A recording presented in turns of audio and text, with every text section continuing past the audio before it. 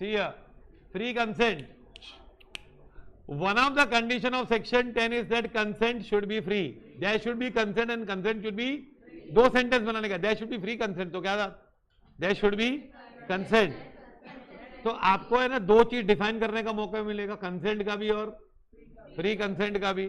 जैसे आप लिखोगे क्या, there should be consideration and consideration should be lawful. तो पहले आप क्या डिफाइन करोगे, कंसिडरेशन, फिर आप डिफाइन करोगे क्या, लॉफुल कंसिडरेशन. क्या डिफाइन करोगे, लॉफुल कंसिडरेशन. पक्का है कि नहीं. तो इसके बाद हम लोग पढ़ेंगे chapter legality of object and consideration. क्या क्या पढ़ेंगे हम लोग. हाँ, अभी है ना पूरा जो रिटर्न लॉ, फ्री कंसेंट. पहले consent is defined in section 13. ये हमने लिखा भी एक जगह. Two or more person are said to be consent when they agree upon the same thing in the, क्या ये तो पता है, दो आदमी कंसेंस में कब आते हैं, are said to be consent when they agree upon the. अभी इसमें आप अगर आपको एक्स्ट्रा करना है, एग्जांपल कौन सा लिखोगे, red car, white car. Red भी ब्लैक और चलेगा, कोई भी कलर, कोई दो कलर है ना. ओके बरोबर. तो फिर वो कंसेंट नहीं है ना. ओके फिर अभी फनी एग्जांपल लिखने, तो फिर मतलब तुम लोग, वो आदमी जामुन बेच रहा था, तेरे को लगा कि ये काले अंगूर है. यहाँ एक आदमी काली गाय बेच रहा था, तेरे को लगा भैंस है. ओके अरे काली गाय नहीं होती है क्या, ब्लैक काउ.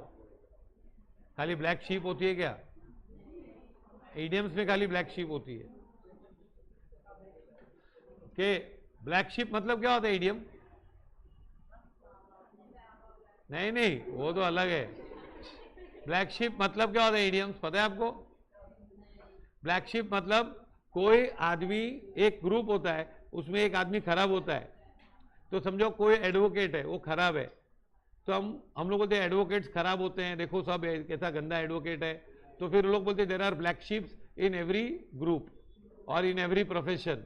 मतलब हर ग्रुप में, हर प्रोफेशन में कुछ ना कुछ लोग खराब होते हैं. तो ब्लैक शीप मतलब कुछ लोग खराब होते हैं. वैसे शीप जनरली ब्लैक नहीं होती है, ओके, और क्रो जनरली व्हाइट नहीं होता है.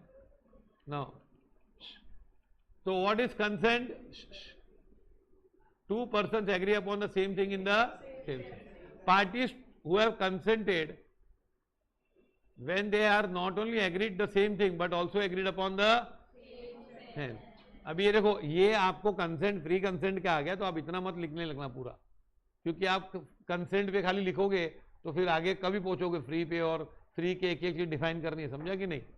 हाँ, same thing must be understood as a whole content of the agreement. So consequently, when parties to a contract have some fundamental error as to the nature of transaction, or as to a person dealt with, or as to a, it is said that they have not agreed upon the, there are difference, error as to nature of transaction. क्या transaction, जैसे मैं आपको property भाड़े पे दे रहा हूं और आपको लग रहा है कि मैं बेच रहा हूं,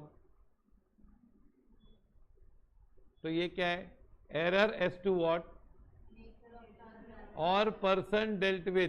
मतलब I am thinking you are Y but you are actually A, तो मैं वाई समझ के आपके साथ कॉन्ट्रैक्ट कर लिया, तो ये क्या हुआ है, error as to what, person dealt with. और सब्जेक्ट मैटर ऑफ एग्रीमेंट, जैसे मैंने कार का बताया, तो किसकी किसकी गलती हो सकती है कंसेंट में, there is a error, fundamental error as to nature of transaction, person dealt with, and what, subject matter. कौन सी चीज बताओ, एक तो चलो पहले person dealt with, दूसरा subject matter, और तीसरा क्या, nature of transaction. nature of transaction. It cannot be said that they have agreed to the same thing in the same sense, and if they do not agree to the same thing, there is no consent. A contract cannot arise in absence of what. तो समझ गए consent मतलब क्या, two person agree on the same thing in the, and error is due to what, error किसके लिए, fundamental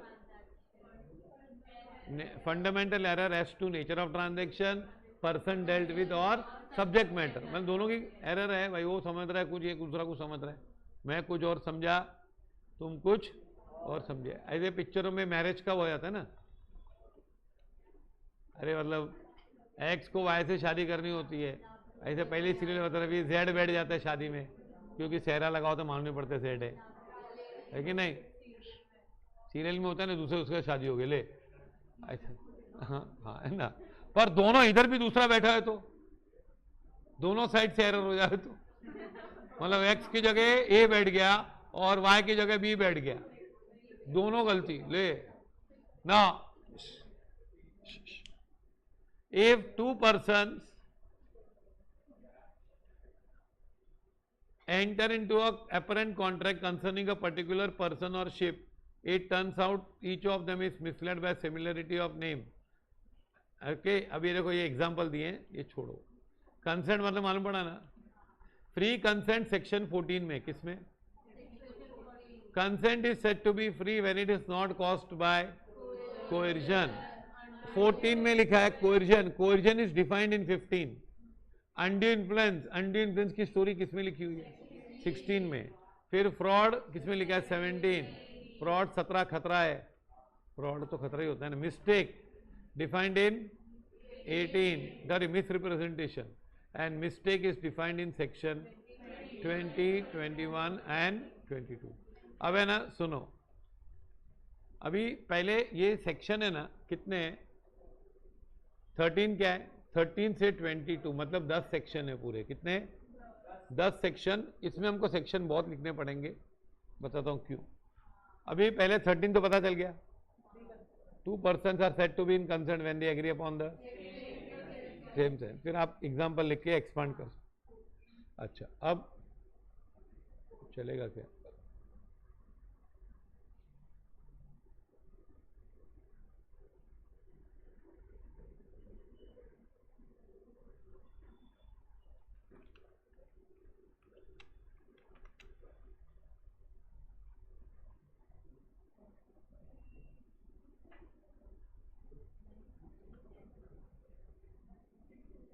ये देखो, मैंने आपको पहले पढ़ाया तो सुनो, क्योंकि ये आपको कंफ्यूजन नहीं हो। देखो ये हम लोग पढ़ेंगे सेक्शन क्या है। हाँ, ये तो पूरे सेक्शन लिखे हुए इतने,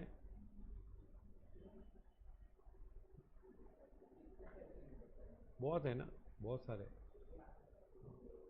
हाँ। ये देखो यहाँ से शुरू होते हैं। देखो 13 क्या है? 2 persons आर कॉल्ड, अभी फटाफट पढ़ लेंगे, पहले एक्ट कितना छोटा है। 2 persons are said to be consent when they agree upon the same thing in the, हाँ, consent is said to be free when it is, तो आप ये मत लिखना कंसेंट इज नॉट फ्री, ऐसा मत लिखना। क्या है? Consent is said to be free when it is not caused by coercion, undue influence, fraud, misrepresentation and mistake. अब consent is said to be caused when it would not have been given but for existence of such coercion, undue influence, fraud, misrepresentation or, अभी consent is not free, क्या? when it is caused, when, हाँ, अगर ये सब नहीं होता तो नहीं देते ना। कोएर्जन, कोएर्जन क्या होता है? हम पहले पूरा पढ़ लेते हैं। कोएर्जन,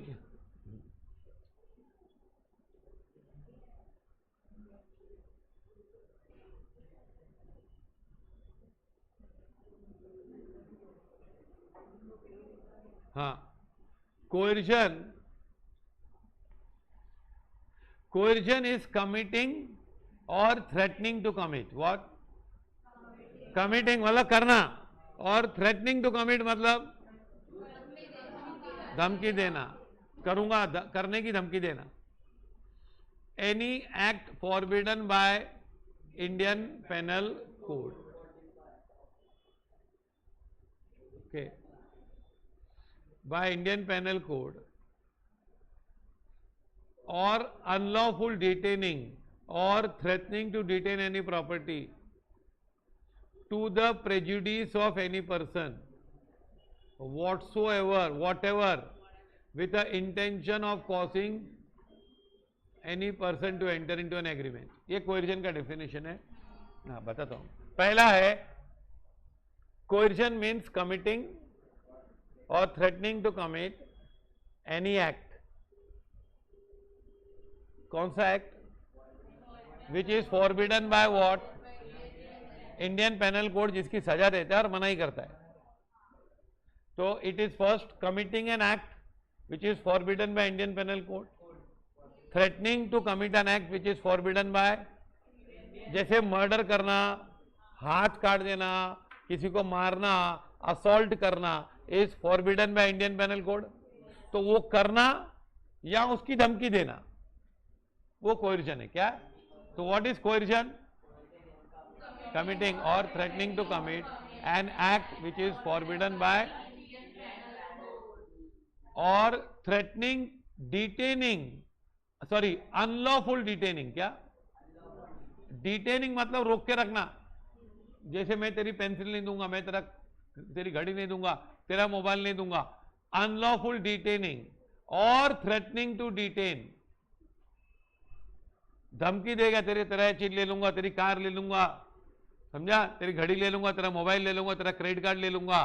तो threatening to detain any property, unlawful detaining और threatening to detain any property to the prejudice of any person. क्या? उस आदमी को नुकसान पहुंचाने के लिए. क्या? उस आदमी को क्या? उसकी वाट लगाने के लिए. प्रेजुडिस मतलब उसका इंटरेस्ट अफेक्ट होगा. तो यू आर डिटेनिंग और threatening to detain any property to the prejudice of any person. उसी को नुकसान पहुंचा रहे हो, वॉट एवर, कोई भी नुकसान होगा. ओके और ये सब आप क्यों कर रहे हो? With the intention of causing any person to enter into an agreement. तो 5 बातें. First, coercion is committing to commit act forbidden by Indian penal. Unlawful detaining of property or threatening to detain any property to the prejudice of any person whatever with the intention of causing any person to enter into a contract. इसमें हम inducing word नहीं, inducing ललचाता है. Induce word सुना है कि नहीं? Inducing cricket में सुना है. इंड्यूस क्रिकेट की कमेंट्री में इंड्यूसिंग वर्ड नहीं सुना है. नहीं सुना है. नहीं लगता है कि उसने है ना, giving more flight to the ball, inducing batsman to step out. इसको फ्लाइट देते कि आगे बाहर मार, आउट हो जाएगा. तू इंड्यूस करते ना, आजा बाहर आके मार. समझा कि नहीं? आजकल फ्लाइट कम देते हैं, पहले बहुत देते थे. Okay, it is immaterial whether IPC is applicable और नॉट. फिर एग्जांपल दिए क्या ये लोग ने. तो व्हाट इज कोएर्जन? कमिटिंग और threatening to commit any act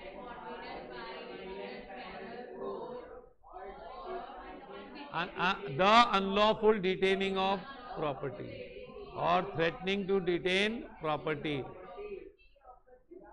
to the prejudice of any person whatever with the intention of causing that person to enter into an agreement.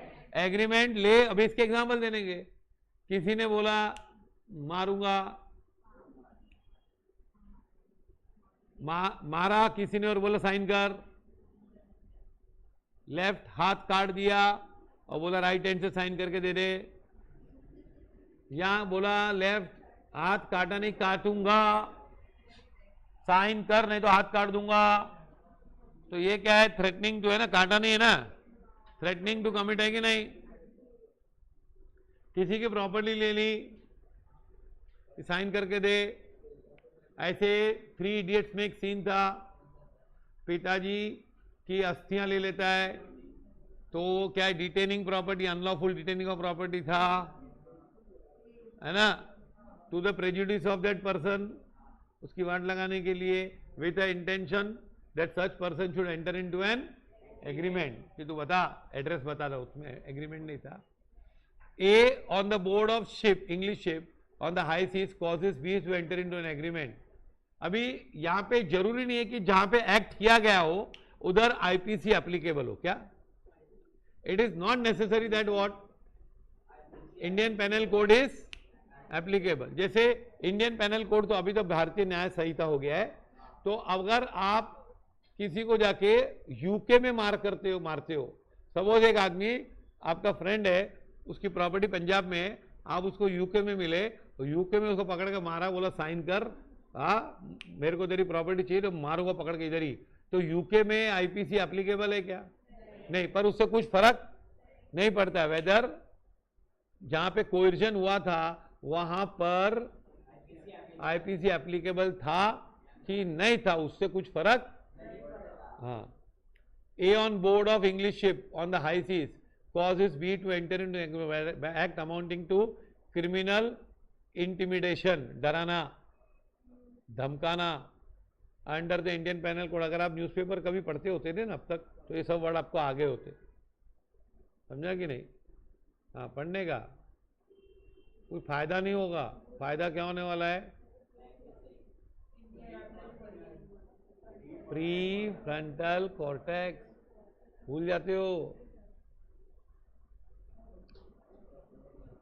अरे भाई, तुम लोग को अगर मालूम पड़ता है कि मेरी हाइट इतनी एज तक ही बढ़ने वाली है, तो आप क्या करते हो उसके लिए? आप कुछ ट्राई करते हो ना, थोड़ा बहुत, समझा कि नहीं? तो ट्राई करते हो कि नहीं? आप थोड़ा थकते हो, और जितना ज़्यादा ट्राई करते हैं फिर उससे रिजल्ट भी आते हैं. उसी तरह से ये भी हाइट की तरह होता है. हमको 25 साल तक चांस है, लेकिन जितना बढ़ा सके. हाँ, समझा कि नहीं? तो आपको उसके लिए करने का. इसीलिए बच्चे हमेशा बोलते हैं कि टीचर लोग बोलते हैं आजकल तो, अरे ट्रिग्नोमेट्री क्यों रखा है ये लोग को, FYJC को, मैथ्स का, कॉमर्स वाले ट्रिगो क्या करेंगे, प्रॉब्लम ये कौन सा चैप्टर रखा है, इंटीग्रेशन. अरे भाई, ये सब काम आएगा, नहीं आएगा छोड़ो. उससे क्या डेवलप होता है उनका? कॉर्टेक्स. और हमारी जिम्मेदारी है रोज इस बात को याद रखना. क्या? रोज सुबह को उठ के बोलना, भगवान मेरे को शक्ति दे, मैं अपने प्री फ्रंटल कॉर्टेक्स को बढ़ा पाऊं और सही दिशा में यूज करूं. A has employed coercion through an act is not offence in the law of England. समझा ये? अब ये हो गया खाली कोर्जन में. क्या दिया लोग ने? खाली कोर्जन में खाली डिफाइन किया लोग ने. क्या डेफिनेशन हमने पढ़ लिया. फिर बोला कि जरूरी नहीं है कि जहां पे, हाँ, तो मैं आपको दूसरे कुछ सेंटेंस भी दूंगा कोएर्जन के बारे में. एक्ट में तो इतना ही लिखा है. कितना? Undue influence. अब प्लीज अनड्यू इन्फ्लुएंस ध्यान से पढ़ो. हमको पहले पांचों तत्व पढ़ लेने गए, पांचों. हाँ. A contract is said to be induced by what? अब यहां पे कौन सा वर्ड यूज किया? इंड्यूस्ड हुआ है अनड्यू इन्फ्लुएंस से. हम लोग कोएर्जन से फोर्स करते तो एंटर कर, मारूंगा पकड़ के, फोर्स एंटर कर, फोर्स करें कि नहीं?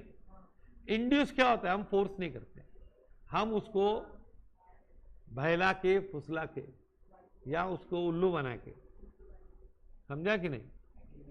हाँ. कोएर्जन जैसे फास्ट बॉलर की तरह है कि आप फोर्स हो गया एरर कर देंगे. इंड्यूसमेंट स्पिनर की तरह है, आपसे मिस्टेक कराई गई, आपसे मिस्टेक हुई नहीं, आपसे, हाँ, आप मिस्टेक मतलब नहीं भी करते चल जाता था. अब इंड्यूस मतलब समझा कि नहीं? हाँ. ना a contract is said to be induced by what? Where पहला, the relation subsisting between the parties are such that one of the parties is in a position to dominate the will of other. क्या बता दो ना. Undue influence क्या होता है? सुनो. कोएर्जन समझा? कोएर्जन समझा कि नहीं? याद नहीं लेकिन समझा कि नहीं? याद नहीं पर समझा नहीं वो टाइम पे। याद तो अब 3-4 बार को तब होगा। आपको कोई भी चीज 3 बार कवर करनी पड़ती है। हाँ, बट उसके लिए 3 बार कवर का हमारी जिम्मेदारी, हमारी जिम्मेदारी छोड़ दो। आपको टेस्ट सीरियसली देना है, हर टेस्ट आपको प्लानिंग कर रहे हैं। Left to yourself you will not plan. कल एग्जाम है तो उसको पढ़ के आने का, हमको स्कैनर करना है, ये करना है, जितना करना है, जितना ज्यादा कर सको उतना करो आप, तो एग्जाम के लिए प्रिपरेशन होती है। हाँ, where relations subsisting between the parties are such that one of the parties is in a position to dominate the, अब ये बोलता है कि इंड्यूस कभी होता है, कॉन्ट्रैक्ट इंड्यूस कभी होता है कोएर्जन, सॉरी अनड्यू इन्फ्लुएंस से, when the relation between the parties, relation सबसे ऐसे रिश्ते हैं पार्टीज के कि one of them is in a position to dominate the will of, मतलब एक आदमी, एक पार्टी, उनका रिश्ता ऐसा है दो पार्टी का कि एक पार्टी दूसरे पे डोमिनेंस करती है, विल पे, दूसरे के विल पे। हाँ, अब आप बोलोगे ऐसा कैसे होगा? ऐसा कई बार होता है कि नहीं? कितनी बार आप पढ़ जाते हो मालूम बचपन में। कभी कभी ऐसा होता है कि फ्रेंड होती है कोई, या फ्रेंड होता है तो हमको लगता है ये मेरा बेस्ट फ्रेंड है, मम्मी ये मेरी बेस्ट फ्रेंड है, ये बच्चे होते तीसरी चौथी पांचवी में, तो है ना, वो उसके घर पे आती है, वो पूरे उसके घर पे आती है, मम्मी बोलती है इससे बात मत कर, पढ़ाई करने, मम्मी मेरी बेस्ट फ्रेंड है, हम साथ में पढ़ेंगे, है ना। फिर थोड़े दिन के बाद वो कलर उतर जाता है, लेकिन ऐसा होता है कि नहीं? हाँ, हाँ, अच्छा। हाँ, और बड़े बड़े लोग का एंटी इन्फ्लुएंस होता है, बहुत लोग का। Relation are such that one person, one party is in a position to, that one of the parties is in a position to dominate the will of other, तो will dominate करते हैं, and uses that position to obtain unfair advantage। क्या? suppose one party is in a position to dominate the will of other, and खाली domination of will से नहीं होगा, and uses that position to get an unfair advantage। for example, एक suppose एक आदमी है, वो अपने रिलीजियस गुरु को मानता है, सब रिलीजियस गुरु से पूछ के करता है, तो गुरु इज, या रिलीजियस लीडर है उससे मान के करता है, तो religious leader is in a position to dominate the will of other person, but अभी अनड्यू इन्फ्लुएंस नहीं हुआ इसमें। If that dominating person is using that position to get unfair advantage, क्या? unfair advantage लेने के लिए वो पोजीशन यूज करता है, तो क्या हो जाएगा? तो अनड्यू इन्फ्लुएंस। खाली पोजीशन डोमिनेंस से कुछ नहीं होता है। There are two things to be prove. What? One party is in a position to dominate the will other. जैसे एक आदमी सब बाबा जी को या रिलीजियस गुरु को पूछ के काम करता है, तो that religious person is in a position to what? Dominate the will of other? Yes or no? पक्का? लेकिन खाली उससे इन्फ्लुएंस नहीं होगा, उस पोजीशन को यूज करना चाहिए to get unfair advantage. For example, that बाबा टेल्स, अरे बेटी ये प्रॉपर्टी क्या करेगी, ये 5 करोड़ की प्रॉपर्टी ऊपर लेके जाएगी, ये सब माया है, दे दे ट्रस्ट में 5 लाख में, 5 लाख में दे दे, तो दे दिया गया 5 लाख में, 5 करोड़ की प्रॉपर्टी। तो क्या हुआ? पहले डोमिनेट कर रहा था, पर उससे अनड्यू इन्फ्लुएंस नहीं होता है, क्या होता है दूसरा? That position was used to get what? Unfair advantage. समझ में आ रहा है आपको? नहीं, खाली पोजीशन यूज करने से कुछ नहीं होता है, पोजीशन होने से। There are people who dominate your will, there are people of whose will you dominate. ऐसे बहुत सारे होते हैं कि मैं बोलूंगा वही करेगा, बोलते कि नहीं, देख मैं बोलेगा वही करेगा, देख, अरे ये खुद ही बोलता है, ये बोलेगा मैं करूंगा, ये साहब बोलेंगे वो करूंगा, तो क्या मतलब? क्या है पोजीशन? रिलेशन, बोलो, डोमिनेशन ऑफ विल, और वो यूज किया किसके लिए? अनफेयर एडवांटेज के लिए। तो फिर अनड्यू इन्फ्लुएंस हो गया। क्या हो गया? हाँ, और अभी आपको बताओ, अभी आपको लगता है कि अनड्यू इन्फ्लुएंस के रियल एग्जांपल रोज आते हैं। ये मत सोचो कि ये लोग ने पढ़ लिया तो नहीं आएंगे। हाँ, हजारों बाबा के एग्जाम्पल्स आते हैं कि बाबा जी आप बोलो ऐसे करेंगे, फॉलो दिस। एक तो तुम लोग ने ओशो का नाम नहीं सुना होगा शायद। हाँ, ओशो का, अभी ओशो का, हाँ हाँ, मैं तो 7th में था तभी से सुन रहा था। हाँ, तो मैं तो सब उसका पूरा कंप्लीटेड वर्क मेरा सुना हुआ है। Okay, thousands of hours. तुम लोग का सीए का लेक्चर्स हो जाएंगे ना पूरे, उससे भी ज़्यादा, तो पूरे इंटर फाइनल सबके हो जाएगा, उससे भी ज़्यादा लेक्चर्स उसके। तो वो हमने इसके लिए सुना था कि एग्जाम्पल्स आ जाए बताने को, फिर मालूम पड़े लेक्चरिंग का धंधा है, वो भी लेक्चरर था। तो हाँ, अब ओशो के लिए एक स्टोरी है, कई लोग उसके पास आ जाते थे। एक आदमी की तो एक हॉरिबल स्टोरी थी। He was in Africa and he was collecting money savings to migrate to New Zealand. तो पैसा जमा हो गया, करीब 15 साल तक उसने पैसे जमा किए और बोला न्यूजीलैंड जाऊंगा। तो उधर से अफ्रीका से डायरेक्ट फ्लाइट नहीं थी, अफ्रीका से फ्लाइट थी कुछ लंदन, फिर लंदन से न्यूजीलैंड थी, ऐसा कुछ था कहीं पे। तो अफ्रीका से ये बैठा साहब लंदन जाने के लिए, तो उस फ्लाइट में उसके बाजू में ओशो था। तो ओशो से बात की तो वो फिर लंदन पे उतरे लोग, और इसको जाना है फिर न्यूजीलैंड, इसको आना है इंडिया। तो बोला कि नहीं, उसकी बातों से इतना प्रभावित हो गया कि बोला नहीं मैं अभी न्यूजीलैंड नहीं जाऊंगा, मैं आपके साथ इंडिया चलूंगा। तो उसने उधर ले ओवर था 2 घंटे का, उधर ही टिकट बुक करा इंडिया की और इंडिया आ गया उसके साथ। फिर 3-4 महीना रहा और सब प्रॉपर्टी दे दी, समझा? तो अब ये क्या है? अच्छा छोड़ो, तुम लोग इसका नहीं याद होगा, विनोद खन्ना का नाम सुना है? अभी जो हिट हो गया हीरो अक्षय खन्ना, उसका पिताजी विनोद खन्ना 2 और 3 times MP, member of parliament. उसके पहले हीरो था, very dominating hero, was compared with Amitabh Bachchan. Amitabh Bachchan को टफ कंपटीशन देता था कि ये सेकंड है, थर्ड है, फर्स्ट है, कभी वो फर्स्ट है, ऐसा था। बहुत सारी पिक्चरें, मेरा गांव मेरा देश, ऐसे बहुत सारे पिक्चरें बनाई उसने, डाकू का रोल, विलन का रोल, सब किया, हीरो का रोल। ओके, अब है ना वो सडनली ओशो के उधर गया और वो प्रभावित हो गया और वहाँ पे बोला अभी मैं इधर काम करूँगा, मेरे को टॉप का हीरो नहीं बनना है, सब छोड़ दिया। तो ओशो ने बोला ठीक है चलो काम देते हैं। तो बोला काम कर, क्या? किचन संभाल, रोटियां बेलो, रोटी बना। इतना बड़ा हीरो रोटी बना रहा है उधर, ये इसकी बायोग्राफी में लिखा है, खुद के इंटरव्यू बोला। अभी ना वो गुजर गया अभी, तो अब इतना बड़ा हीरो है बॉलीवुड का और वो क्या बना रहा है वहाँ पे? रोटियां बना रहा है। फिर बहुत 2-3 साल तक बनाई, फिर रोशन ने बोला तो अच्छा काम कर रहा है, अभी तो क्या कर, प्रमोशन देते हैं। तो मेरा जो रूम्स है, जो पर्सनल रूम्स है, उसकी साफ सफाई देखने की, उसका टॉयलेट साफ है यहाँ तक देखने का, ये सब काम करने का,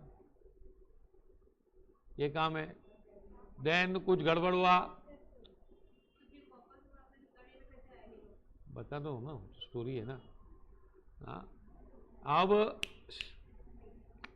तो क्योंकि तुम लोग का अनड्यू इन्फ्लुएंस नहीं होता है, तो उसके बाद Osho was going to migrate to USA कहीं पे, तो ये इधर का आश्रम कौन संभालेगा? तो ओशो ने विनोद खन्ना जी को बुला के बोला कि ये आश्रम आप संभालो, I am going to USA, वहाँ पे मैं आश्रम देखना है मेरे को। तो बोला मैं सोच के बताऊंगा। अब विनोद खन्ना ने अपने इंटरव्यू में बोला है कि मेरे को ना बोलना था, and that was the most difficult no in my life। मेरे को नहीं करना था वो काम, तो मैं उसको ना बोल ही नहीं पा रहा था, इतना इन्फ्लुएंस था। तो मैं क्या बोलना चाहता हूँ, ओशो जाने दे, वो भी गुजर गए। अपना सिलेबस में ये है कि अनड्यू इन्फ्लुएंस में 2 चीजें क्या प्रूव होनी चाहिए? dominance of will. One of the parties is in a position to the will of another and uses that position to get an unfair advantage लेने का. dominance of will नहीं, आपको बताना पड़ेगा कि unfair advantage लिया है. तो अगर बोला तेरी सब प्रॉपर्टी कर ले, मोक्ष का द्वार है, 3 लाख रुपए में 50 करोड़ की प्रॉपर्टी दे दे, तो तुम लोग ने एग्रीमेंट साइन करके दे दी, तो ये you will say the consent is not free, but you are the person who is telling that my consent is not free will have to prove 2 things in the court. What? that fellow was in a position to dominate my will and he has used that position to get an unfair advantage. Not fair. क्या? हाँ, समझा कि नहीं? Follow this? So a contract is said to be induced by what? Where क्या? The relation between the parties. समझा ये? Dominate the will of another and uses his position to obtain a unfair advantage. ये 16(1) है. 16(2) में in particular and without prejudice to generality of foregoing principle, a person is deemed to be in a position to dominate the will.